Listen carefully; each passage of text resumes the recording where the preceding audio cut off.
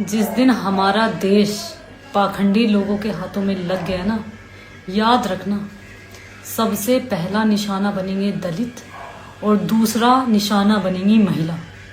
कैसे? दलित इसलिए बनेंगे क्योंकि जो आज संविधान को नहीं मान रहे, जो आज उसमें जो अधिकार हैं उन्हें नहीं मान रहे, उसे वो स्वीकार नहीं कर पा रहे। एक वो समय था कि जब दलित चलता था ना, पीछे बोरा और मुंह के नीचे घड़ा बांध दिया जाता था ताकि पीछे पैरों के निशान ना बचे और मुंह से पसीना या थूक ना निकले। इतनी घृणा थी।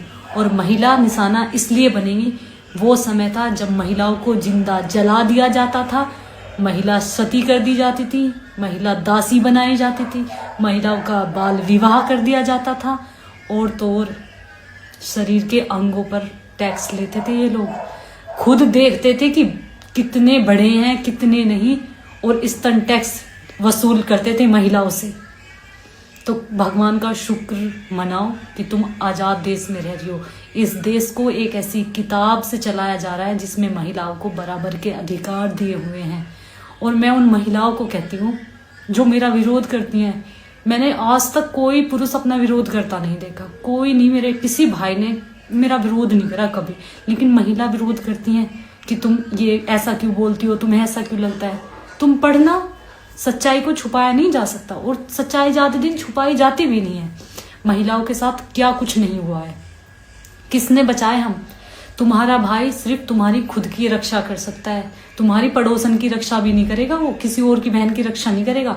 लेकिन बाबा साहब भीमराव अंबेडकर एक ऐसे इंसान रहे जिन्होंने लाखों करोड़ों बहनों के सम्मान की रक्षा की है, बिना उनसे राखी बंधवाए उनके मान की रक्षा की है, उन्हें वो अधिकार दिलवाए हैं जिनकी वो हमेशा से हकदार थी, जो लोग हमें नहीं दे रहे थे। तो ऐसे इंसान को हमेशा सम्मान के लायक मानना चाहिए, और वो इंसान सम्मान के लायक है। तुम इस चीज़ पे विरोध करो, मत मानो, और कभी कहीं फंसोगे ना, सबसे पहले वो किताब ही काम आएगी, वो उस इंसान का लिखा हुआ वो संविधान ही काम आएगा जिसे आज आप नहीं मानना चाहते, जिससे आप भागते हो, जिसे स्वीकारते नहीं हो।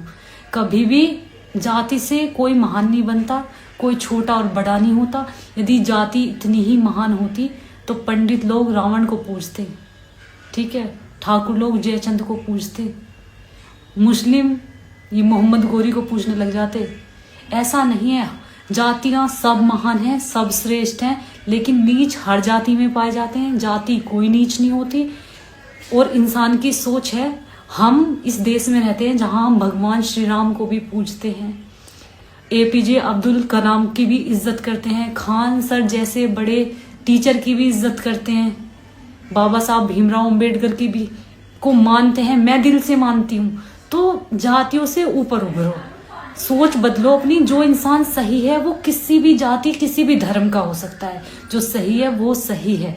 जातियां खराब नहीं होती, धर्म खराब नहीं होते, लोग खराब होते हैं। ऐसे लोगों को सपोर्ट मत करो, ऐसे लोगों का खुल के विरोध करो, चाहे वो किसी भी धर्म से आते हो, किसी भी जाति से आते हो। लेकिन जो अच्छे हैं उन्हें तो अच्छा कहना सीखो। सिर्फ तुम इतनी सी बात पे आ जाते हो कि संविधानिक दलित ने लिखा है तो हम उसकी इज्जत नहीं करेंगे। अरे उस इंसान ने सोचो, जो हम महिलाएं खुद अपने लिए नहीं लड़ पाती ना, कभी ना कर पाती, वो उस इंसान ने अपनी किताब में लिख दिया। वो सब अधिकार हमें दे दिए जो हम कभी नहीं ले पाते, कभी खुद के लिए लड़ नहीं पाते। आज की महिलाएं तो एक दूसरे को देख के खुश नहीं है, ये अधिकार दिलवा देती। तो एहसान मानो उस इंसान के। बाकी आप इस बात से सहमत हो या नहीं हो, मुझे कमेंट में ज़रूर बताना।